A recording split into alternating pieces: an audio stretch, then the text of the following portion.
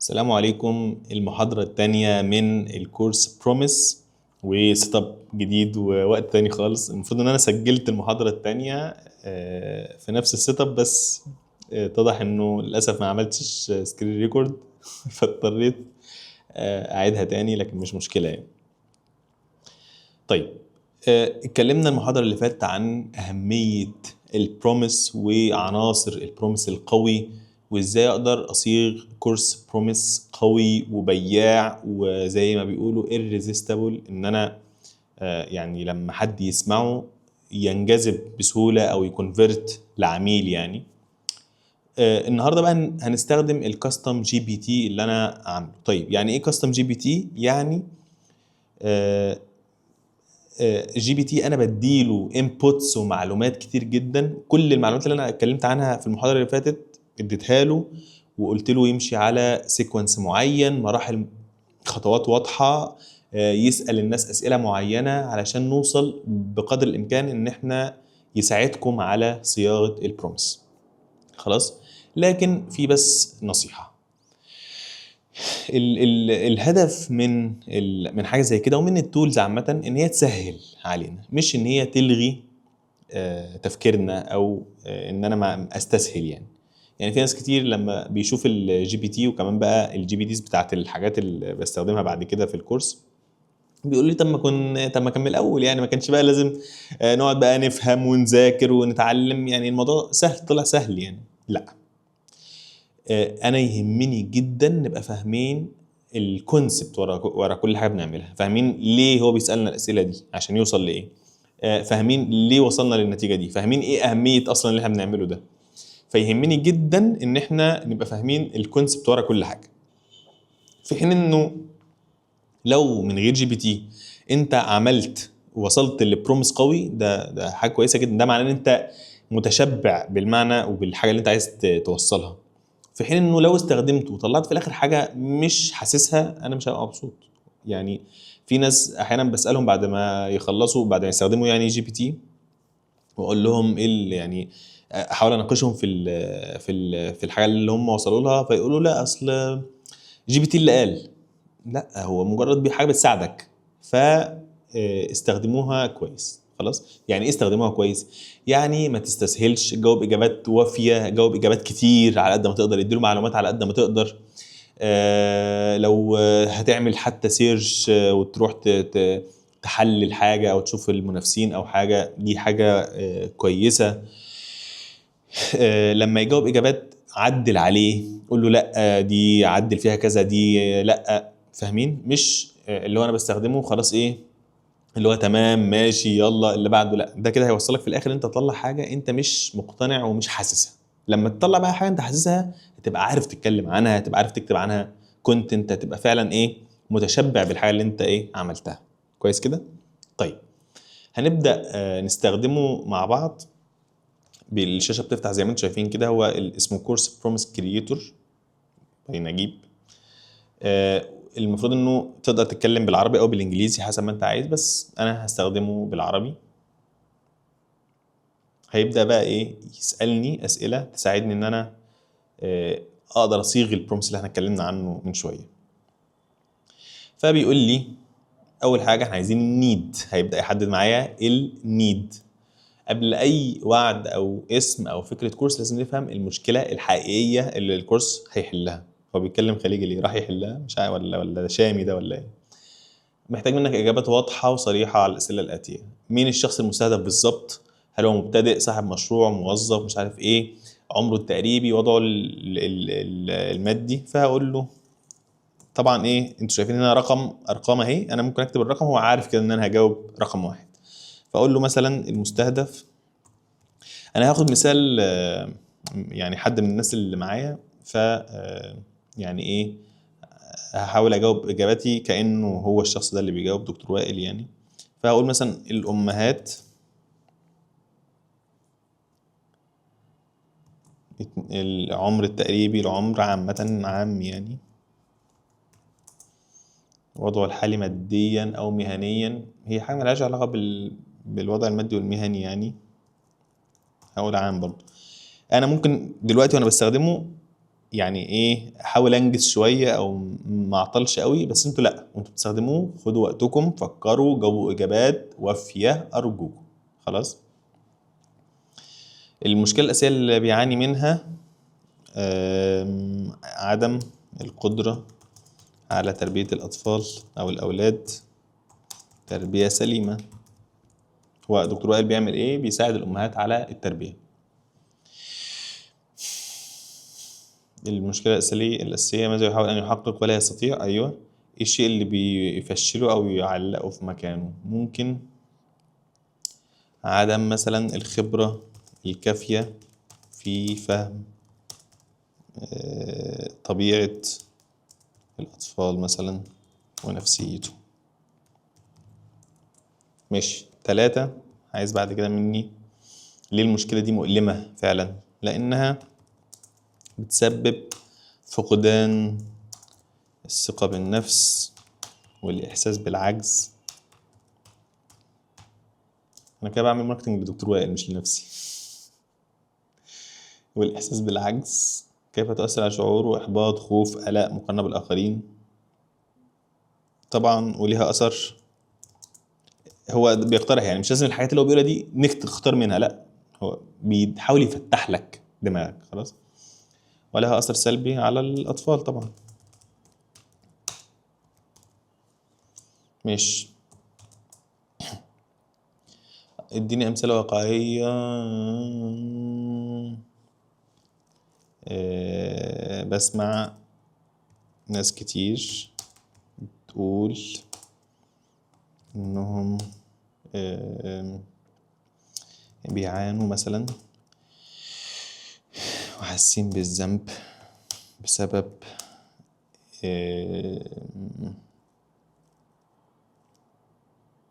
بسبب عدم رضاهم عن دورهم في التربية.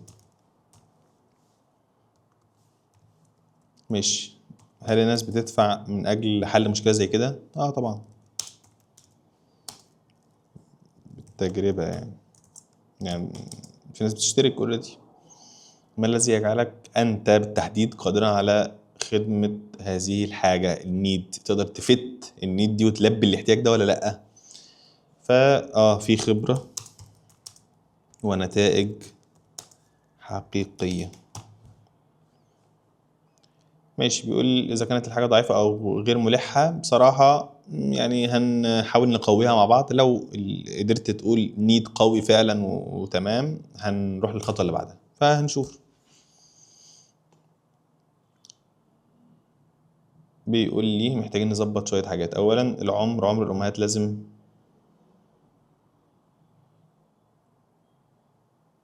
بيقول أنت قلت عام جنرال يعني مرتين، فلأ محتاجين نحدد شوية حاجات. ودي بالمناسبة حاجة أنا يعني طلبتها منه إن هو يبقى رخم. يعني زي ما قلت لكم أنا مش عايز نبقى بنستسهل وبنعدي وخلاص، لأ. فأنا حاولت أخليه صعب شوية، يعني بياخد إجابات بالعافية شوية، فهتستحملوا شوية بس هيطلع نتائج نوعا ما دقيقة. فاهمين الفكرة؟ فهو عايزني كده احدد عمر الامهات، فاقول مثلا عمر الامهات مثلا من 30 ل 45 مثلا. المشكلة الأساسية عدم القدرة على تربية ماشي. لماذا المشكلة مؤلمة؟ تمام. هو هنا بقى جاي بيلخص.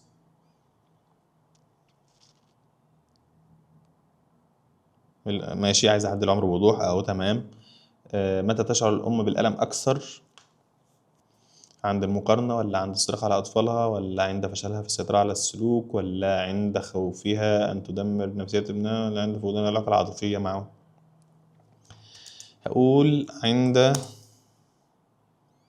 المقارنة، من أكتر اللحظات أظن الأمهات ممكن تبقى زعلانة منها. وعند فقدان السيطرة، أو مش فقدان السيطرة دي ممكن تبقى وحشة أوي. فقدان التواصل مثلا مع الأطفال. السلوك الذي تعاني منه أكثر، العناد ولا العصبية ولا الضرب ولا مش عارف ايه؟ ممكن نقول العناد وعدم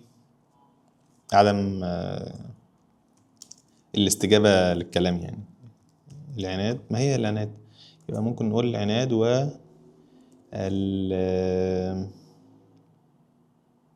الدلع الزيادة مثلا يعني. أعطيني جملة حقيقية تقولها أم متألمة حاسة إني بأذي ابني وأنا مش قصده. ممكن أقول حاسة إني عاجزة عن التربية السليمة مثلا يعني. خبرتك باختصار شديد، اختاري ما ينطبق. مررت بنفس المعاناة وتجاوزتيها. لأ، بس ساعدت أمهات. بتكلم بلسان دكتور وائل يعني.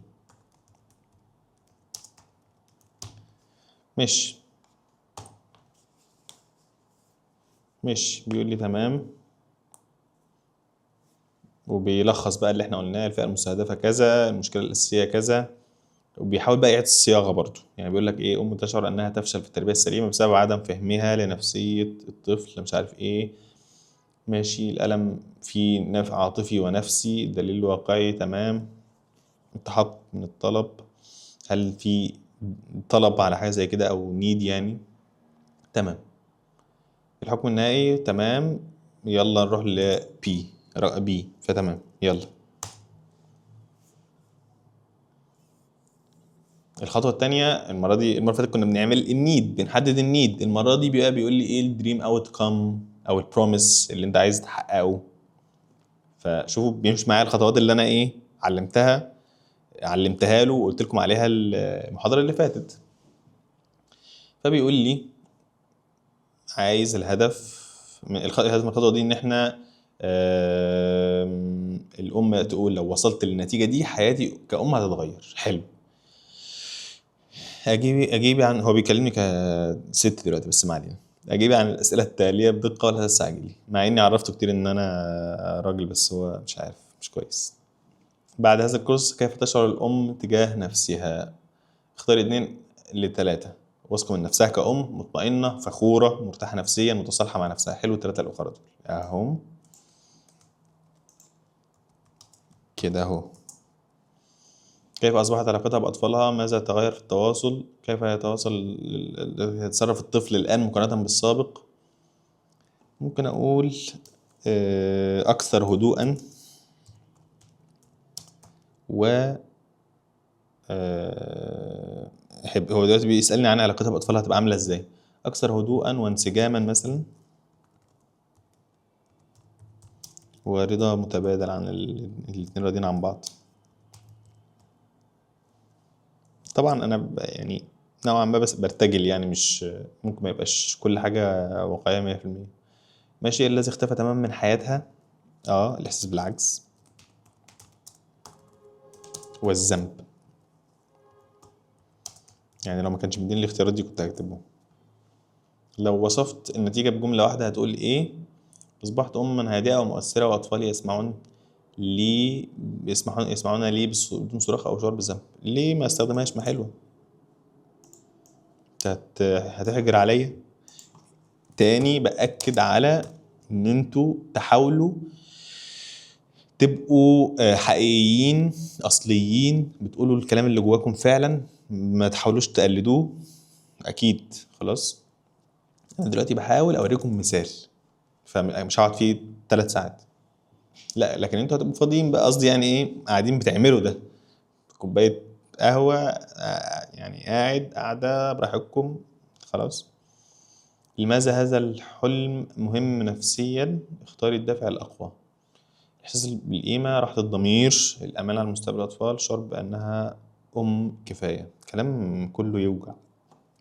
الإحساس بالقيمة وراحة الضمير. خليني أقول الأمان على مستقبل الأطفال، والاطمئنان على مستقبل الأطفال. تمام. ماشي.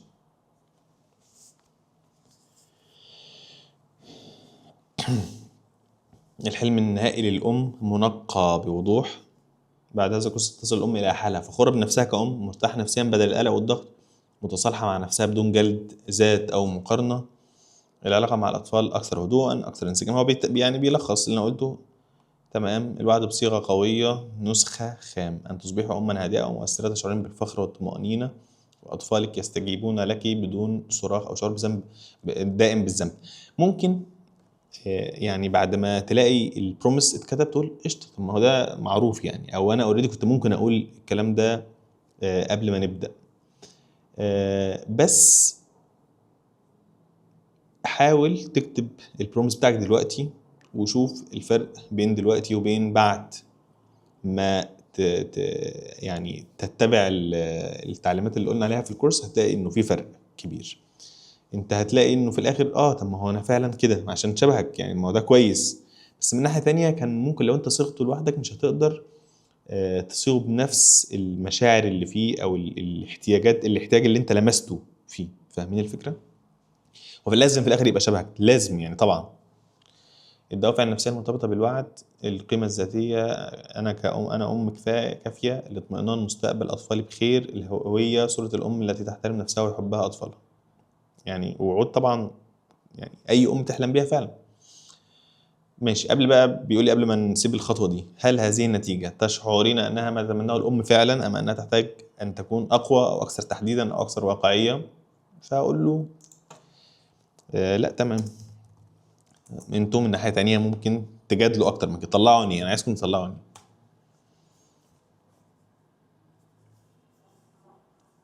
طيب هيروح للخطوه اللي بعد كده. احنا كده ايه؟ حددنا النيد، حددنا الاوت كم، او يعني النتيجه اللي هتحصل. دلوقتي بنتكلم بقى في الترانسفورميشن والميكانيزم. طيب التحول النهائي القابل للقياس. هنا بيشرح لي باختصار ايه الخطوه، وبعدين هنا ايه بدأ بقى يسألني حاجه حاجه: خلال كم مده منطقيه الموضوع ده هيحصل؟ فاقول له مثلا خلال شهرين. برضو اكتب كده الرقم واجاوب عشان يعرف انا بجاوب على ايه. ايه العلامات الواضحه اللي لما تحصل نقول بالظبط كده احنا وصلنا للنتيجه؟ بيقول لي بقى مثلا: هل الام توقفت عن الصراخ، اصبحت مش عارف ايه، اشعر بالهدوء عند المواقف الصعبه، طفلي اصبح اكثر استجابه، اختفى الاحساس بالذنب، علاقتنا اصبحت دافئه. فاقول مثلا اشعر بالهدوء واختفى الاحساس بالذنب. ما النتيجة النهائية بصيغة تحول كمثال توضيحي: من أم متوترة تشعر بالعجز والذنب إلى أم هادئة واثقة متصلة عاطفيا بأطفالها. حلو يعني، حلو زي ما هو كده. ما تستسهلوش زيي. أنا قلت إيه الآليات؟ لماذا تفشل أغلب الأمهات رغم كثرة النصائح؟ عشان نصائح نظرية، ولا تحمل الأم فوق طاقتها، ولا إشعارها بالذنب بدل الدعم، ولا تجاهل مشاعر الأم، ولا التركيز على الطفل فقط وليس الأم؟ والله ممكن عدم وجود دعم مباشر وحلول للمواقف بقى العملية يعني.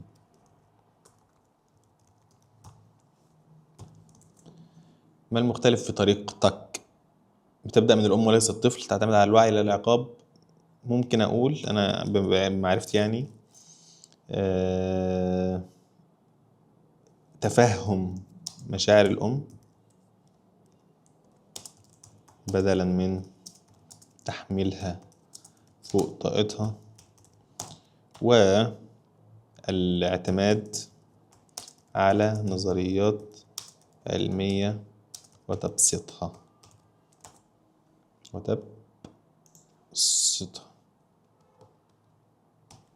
ماشي. ما الشيء الذي لن تطلبه من الأم؟ وهذا قوي جدا تسويقيا. مثال: لن أطلب منها الكمال، لن أطلب صبرا خارقا، لن أطلب تغيير شخصيتها، لن أطلب وقتا طويلا. مش لن أطلب الكمال دي حلوة، عشان ده اللي أنا قلته يعني إن إحنا بيتفهم الأم، مش بيضغط عليها يعني. بس أجيب ماشي.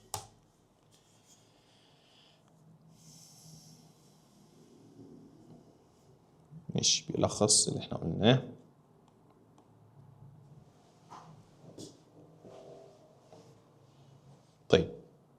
مش عاجبه الميكانيزم، بيقول لي لماذا لا تمام ماشي تمام، يبقى كله تمام.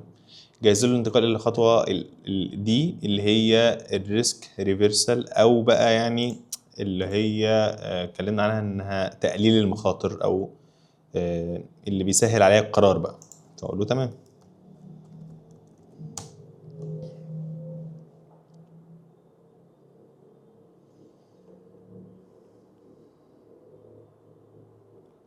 طيب هنشتغل على 3 محاور: مصداقية، تقليل المخاطر، الطمأنينة الأخلاقية. بالنسبة للمصداقية، هل عندك شهادات أو دراسة متخصصة؟ خبرة عملية فقط؟ قصص حقيقية؟ رسائل شكر؟ هقول خبرة حقيقية وشهادات تستمونيالز، يعني شهادات عملاء. ماشي. هل يمكنك تقديم دليل بسيط؟ يعني شهادات العملاء، ما هو ده دليل، بروف، اللي بيسموه بروف. تقليل المخاطرة، هل أنت مستعد أو هل أنت مستعد لتقديم ضمان استرجاع؟ ممكن أقول لمدة اللي بعد الكورس، يعني أنا عامل حتى بعد الكورس لو أنت ما اتبسطتش، شفت إنه ما خدتش القيمة اللي أنت متوقعها، تمام، تقدر تعمل ريفند. هل يوجد دعم مباشر، تواصل مباشر، متابعة، إجابة على الأسئلة، أم لا يوجد دعم؟ كل ده موجود.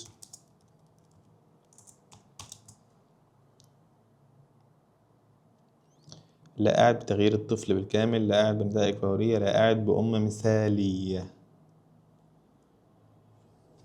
كل ده تمام برضو. ماشي كده تمام. ماشي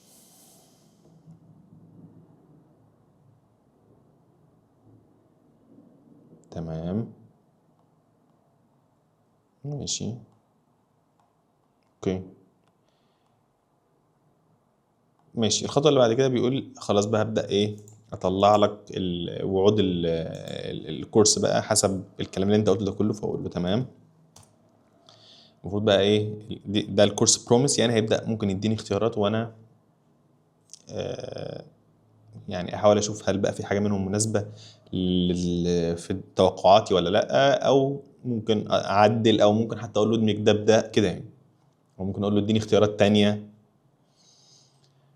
فدي اختيارات اهي: خلال 60 يوم تتحولين من تشعر بالعجز والذنب الى هادئة متصالحة مع نفسها، تشعر بالفخر وتستعيد ثقتها بدورها التربوي دون ضغط او مثالية. والله جميل. طيب تاني: في خلال شهرين تبنين علاقة أكثر هدوءا ورضا مع أطفالك، يقل فيها العناد والتوتر ويصبح التواصل أسهل بدون صراخ أو شعور دائم بالذنب.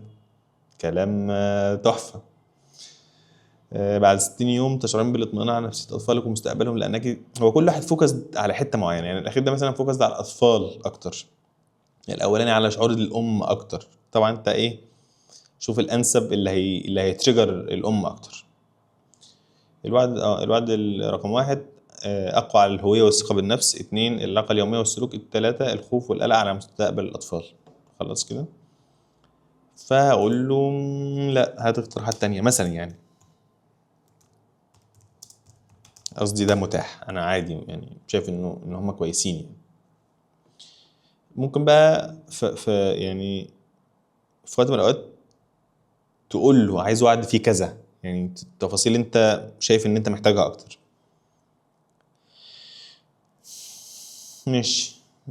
خلال 60 يوم تتحررين من جلد الذات والمقارنة، وتسعين هدوءك الداخلي كأم لتتعاملي مع أطفالك بثقة ووعي بدل التوتر والشعور بالعجز. تاني، احنا أصلا ليه البروميس؟ عشان تبقى فاهم ايه القيمة اللي انت بتبيعها، وبالتالي هي دي اللي هنتكلم عنها على الماركتنج بتاعنا على السوشيال ميديا بتاعتنا طول الوقت، هو ده اللي احنا بنبيعه للناس. خلاص.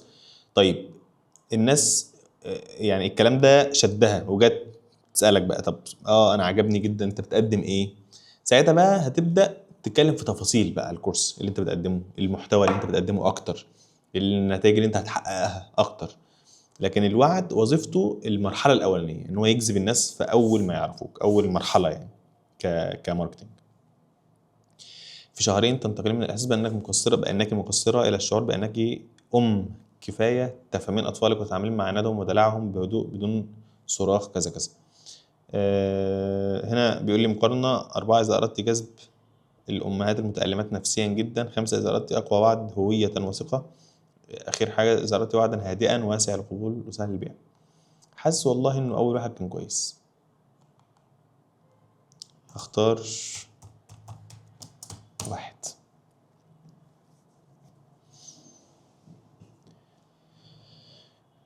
هيبدأ بقى يقترح عليا أسماء كورس. طبعا هل الاسم لازم يبقى فيه اللي أنا بقدمه؟ لأ، لكن أنا بحب إنه إن أنا يعني الاسم بتاعي يبقى بيعبر أنا ببيع إيه. تمام، بس طبعا يعني بشكل برضو ما يبقاش ممل، بشكل ما يبقاش في تفاصيل كتير، يبقى طويل قوي، لأ. ماشي. هنا بيقول لي مثلا، بالمناسبة حتى طريقة الأسماء دي يعني هو أنا قايل له يقترح أسماء بطريقة معينة. هو ده قصدي، دي فكرة الكاستم جي بي تي، إن هو مش بيرتجل وخلاص، بيرتجل بالنسبة بس عنده حاجات فريم ورك شغال عليه. طيب الأسماء بقى المقترحة اهي: التربية الواعية للأمهات، أساسيات التربية النفسية، فهم الأطفال للأمهات. اختاروا معايا. أنا بحب الحاجات التفاعلية عشان بحب أسأل كتير وأتكلم كتير، بس يعني إن شاء الله بعد كده نبقى في الكورس بقى مع بعض إيه، في تفاعل أكتر. الهدوء في الأمومة، ثقة الأم في التربية. مش عاجباني الأسماء دي بصراحة. وداع للشعور بالعجز حين تفقد الأم ثقتها، من الذنب إلى الطمأنينة. من الذنب إلى الطمأنينة يعني ده اسم رواية ده مثلا. دليل الأم الواعية، رحلة الأم المتصالحة، حلو ده. للأمهات الباحثات عن الهدوء، الأمومة بوعي. أمومة واعية، في كورس اسمه أمومة واعية بيضاوية يعني. أساسيات الأمومة النفسية، مدخل إلى التربية الهادئة، حلو ده برضو. هل أنت أم كفاية، لماذا أشعر بالعجز كأم، ده برضو يوجع أوي التاني ده. كيف أكون أما هادئة، نظام الأم الهادئة، منهج الطمأنينة التربوية، خريطة الأم الواعية، أنا أم كفاية، أم بلا ذنب. بالمناسبة دكتور وائل بقى مسمي جروب أنا أم مش سوبرمان، ف يعني كأنه قريب من المقترحات دي شوية. أنا أم كفاية، رحلة الهدوء في التربية، أنا أم هادئة وواثقة بدون مثالية، من الذنب إلى الطمأنينة، دليل الأم الواعية. حلو التالت ده. في أسماء إنجليزي لعشاق اللغة الإنجليزية: calm mother method, enough mom, peaceful parenting of moms, the confident mother, from guilt to calm.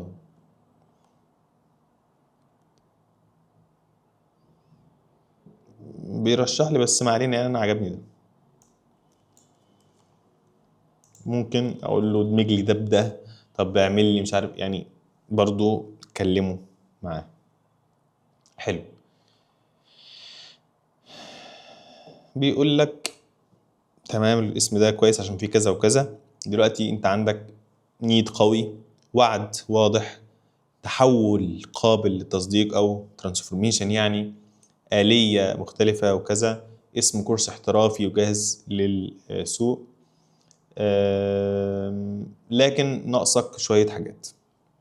هيكلة الكورس خطوة بخطوة، بناء نظام محتوى يخدم الوعد، ليد ماجنت يجذب الأمهات، ستوري تيلينج، استراتيجية تسويق، خطة واضحة.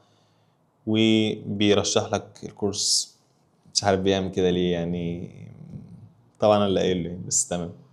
طيب احنا كده خلصنا. طبعا ممكن تسألوه لو عايزين تعرفوا اكتر عن الكورس، هو برضه عارف كل حاجة عنه. كده بقى معاك اول خطوة في ان انت تعمل كورس، اللي هي البروميس. انت بتبيع ايه اصلا؟ تقدر بقى تبريك داون او يعني تفرد البروميس ده، تطلع بقى منه الموضوعات الفرعية اللي محتاج تبني عليها الكورس بتاعك. يعني البروميس ده او اللي احنا النتيجة اللي طلعناها النهاردة دي بتستخدم في استخدامين. الاستخدام الاولاني في صياغة الخدمة نفسها او البرودكت نفسه، ان انت بقى يعني انت عايز تحقق البروميس ده، انا محتاج ايه عشان احقق للناس البروميس ده وابقى صادق في البروميس ده. اي حاجه انت هتقولها دي هتبقى تفاصيل الخدمه اللي انت هتقدمها، ان انا اعمل كذا واتكلم في موضوعات كذا واقدمها بطريقه معينه واعمل دعم معين. كل ده يعني تفاصيل الخدمه اللي انت هتقدمها عشان تحقق البروميس. فده اول حاجه، هو بيساعدك تصيغ الكورس بتاعك. الحاجه التانيه ان انت بقى تستخدمه في الماركتنج زي ما قلت لكم من شويه. في ناس بتقول لي احيانا ايه، طب لا، طب انا عندي مسج واحده، انا هقدر استخدم مسج واحده واقعد بقى افردها على الماركتنج طول الوقت؟ اه بالظبط، ده اللي بيحصل، بس بطرق بقى يعني كتير وبزوايا كتير. يعني مثلا لما براند زي ريد بول بيعطيك جوانح وبيتكلم عن الطاقه والانرجي وكذا، هل ريد بول جم في وقت من الأوقات قالوا لا احنا خلاص بقى اتكلمنا عن الانرجي بما فيه الكفايه، يلا نتكلم عن حاجه تانية؟ لا، بس دايما بيتكلموا عنها بقى ايه، كل مره بطريقه مختلفه، بزاويه مختلفه، بيعملوا اكتيفيتيز مختلفه، بيعملوا اعلانات طول الوقت مختلفه بتعبر عن فكره الانرجي والطاقه، بيعملوا سبونسر لاكتيفيتيز وفعاليات فيها باور وفيها طاقه وفيها حركه علشان يعني يبروزوا الصوره دي في دماغك بوعي او بدون وعي. خلاص، فدول فايدتين تقدر تستخدمهم في تستخدم فيهم البروميس اللي احنا اتكلمنا عنه. طبعا في الكورس بقى يور فيرست مليون كورس، واللي هو بيرشحه لكم دلوقتي، واللي تقدروا بقول لكم يعني تدخلوا على اللينك او تعرفوا اكتر من شات جي بي تي نفسه، من الكاستم جي بي تي ده نفسه. هنفصل بقى مع بعض ايه التفاصيل دي. هنتكلم اكتر بكتير، انا ممكن اعمل فيديو يعني مخصوص بتكلم فيه عن الكورس، بس هنتكلم اكتر بكتير عن صياغه بقى الكورس نفسه، ازاي اعمل استراكشر، ازاي ابني ماركتنج بلان قويه، ازاي اعمل ليد ماجنت يشد الناس ويخليهم يعني يثقوا في اللي انا بقدمه ويقدروا ياخدوا القرار، ازاي اطمنهم ان هم ياخدوا القرار ده، ازاي اعمل كونتنت بقى بتفاصيل الكونتنت المهمه جدا. هو الكونتنت اهم حاجه في الماركتنج بلا شك. ازاي اقدر اعمل كونتنت قوي، ازاي اقدر اعمل ستوري تيلينج قوي، كل دي تفاصيل هنتكلم اكتر بقى بكتير في الكورس مع بعض ان شاء الله بعد كده. شكرا جدا للي حضر لحد دلوقتي، وبغض النظر عن الكورس بعد كده انا موجود لو حد عنده سؤال في الجزء في الجزء بتاع الكورس بروميس ده. ويا رب ابقى افدتكم في المحاضرتين دول، واتمنى ان شاء الله اشوفكم في فرص تانية، والسلام عليكم.